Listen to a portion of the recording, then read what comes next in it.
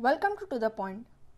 In the previous session, we have discussed about imperial style of architecture in medieval India.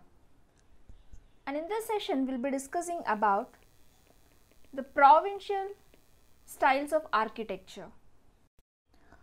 Provincial school of architecture. So, during this period, the Indo-Islamic style started to influence local architectural styles.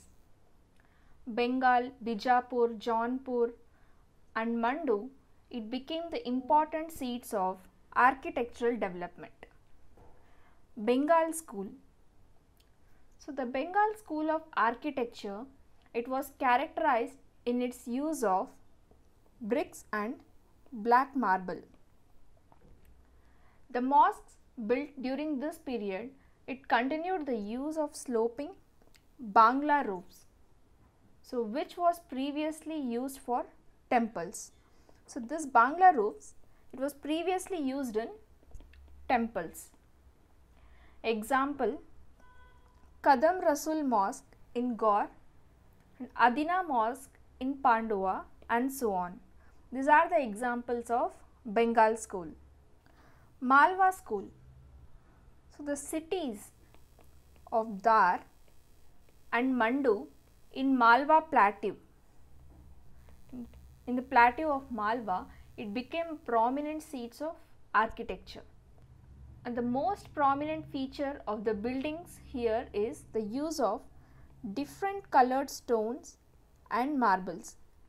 So, in the Malwa school, different colored stones and marbles were used. The buildings, they had a large window. So, this could be as a result of European influence. Large windows in the architecture of Malwa, it were the influence from Europeans and were decorated by a stylish use of arches and pillars. Even the stairs, they were used to enhance the aesthetic of the constructions, and minars were not used in this style of architecture. The Malwa school of architecture, it is also known as the Patan school of architecture, and it is also one of the finest specimens of environmental adaptation of this period because of certain features. The Malwa style of architecture's features were the use of large windows. It made the buildings and rooms well ventilated, and the pavilions, they were lightly arched, which made them airy, and it allowed the buildings to remain cool in the heat. Artificial reservoirs, which are known as bowlies, they were constructed in the premises for the storage of water, and the locally available materials were used. So, for building of Malwa school or Patan school of architecture, locally available materials were used. The use of barter system, which was introduced by the Tughlaqs, it made the buildings very strong. Example, Rani Roopmati Pavilion and the Jahaj Mahal and the Ashrafi Mahal and so on. These are the examples of Malwa school of architecture. Jaunpur school. So, this Jaunpur school, it was patronized by Sharki rulers, and Jaunpur, it became a center of great art and cultural activity. The style of architecture also came to be known as Sharki style of architecture, and this Sharki style, it avoided the use of minars, which was in the Patan style.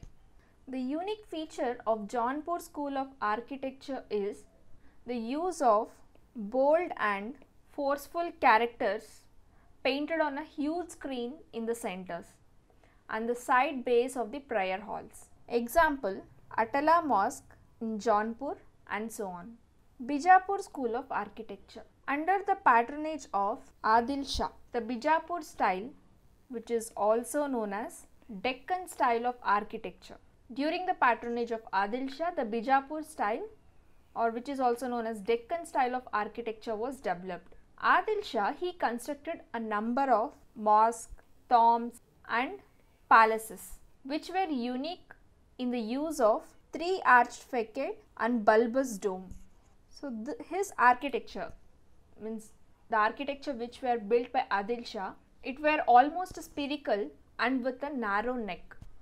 Adil Shah introduced the use of cornices. And the special feature of Bijapur school was the treatment of its ceilings, which were without any apparent support. Iron clamps and a strong plaster of mortar, it were used to give the strength to the buildings. And the walls, they were decorated by rich carvings. Example, Gol Gumbaz, the mausoleum of Adil Shah in Bijapur, which is in Karnataka. Hope you all are clear with this topic, architecture during Delhi Sultanate period. In the next session, let's discuss about the architecture during Mughal period. See you all in the next session. Thank you.